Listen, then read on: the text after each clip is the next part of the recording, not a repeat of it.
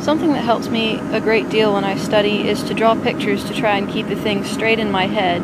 For instance, declension. All that means is a grouping. A declension is a grouping of words that are built similarly, that take on similar endings.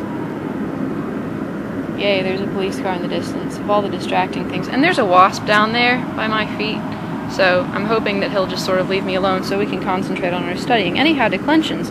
Think of decline, like a slope, Rome of the seven hills. Well, Greek, the language of the three declensions, thank goodness, only three.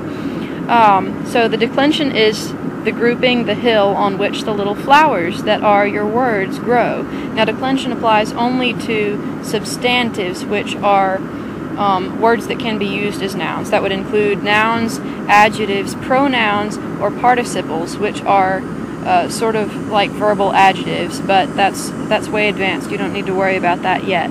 Declensions apply only to substantives, not to verbs. However, the other term, inflections, does include verbs. Inflections refers to substantives, to verbs, to any word that changes to indicate its grammatical function. Inflection is simply a change, part added to the stem to show its grammatical function. For noun or adjective, this would be case, number, gender. For verb, it would be person, tense, etc. So you think of the nouns as the little flowers or plants that grow on the slopes of the declensions, and you think of the endings that go on to these stems as the petals. The inflections are the petals, the flowers themselves that grow on the slope. Think happy thoughts like that. It makes your study time go much more smoothly. Don't pull out your hair, just think about slopes and flowers. Okay, so the first declension, these are mostly feminine words, but sometimes masculine words can take on feminine forms. For instance, mathetes, ha mathetes, disciple, that is a masculine word of the first declension.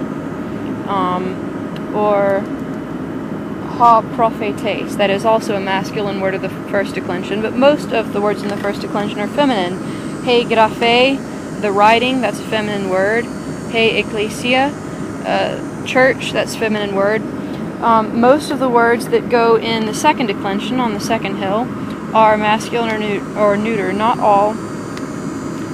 But I've drawn in here for you the masculine and neuter endings of the second declension. This is nominative, singular, and plural. I like to, most of the charts, most of the paradigms that you see for memorizing these, I should have kept it open. Let's see. That's third declension, no good. Where are we? If only I were more organized. I had the page open earlier, and now I can't. I didn't leave a bookmark in. Okay, second declension, noun endings. See how they forget the vocative, you don't need that. They've got it listed, all the singular ones together, and then all the plural ones together. That's really impractical for memorization. When I memorize, when I recite these over and over in my head, I go os, oi, u, on, o, ois, on, us. I memorize them case, singular, plural, next case, singular, plural, next case, singular, plural.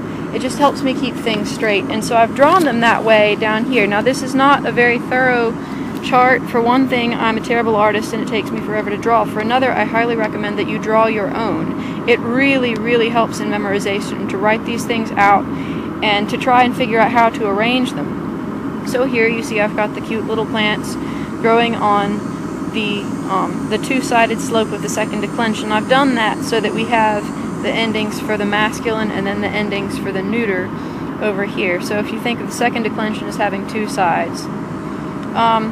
The third declension, I have not worked out a way to draw that yet. It's too complex. The third declension has nouns of any gender, masculine, feminine, neuter.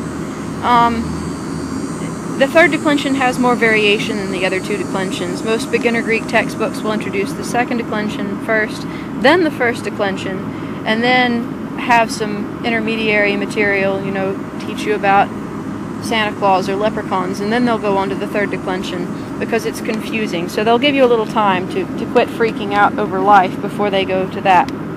So remember, the root is the most basic part of a word. It never changes. You can use the same roots you'll find the same roots used for nouns, for verbs. For instance, trying to think of one that I can remember in all forms. But okay, agape is a noun, means love. Agapao is a verb, means I love. I don't remember where the root ends on that. It might end with a P, agap. But the end part is the part that shows you what it is. Agape, the A shows that it is a noun, and it shows what case the noun is. It's nominative. Agapao, the ending shows that it's a verb, and the ending O shows that it's first person singular. So, see, the stem, the most basic part of a word in a broad category, such as noun or verb tense.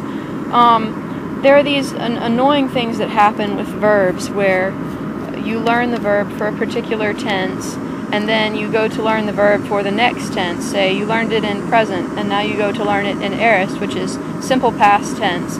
And the word looks nothing like it did in the present tense. Why is that? Well, the word has a different stem. Or in some cases, the word will have a completely different root in another tense. It's weird like that, but we'll get to that later, and maybe by the time we get to that I will have worked out an intelligent way to explain it and not sound like a fool.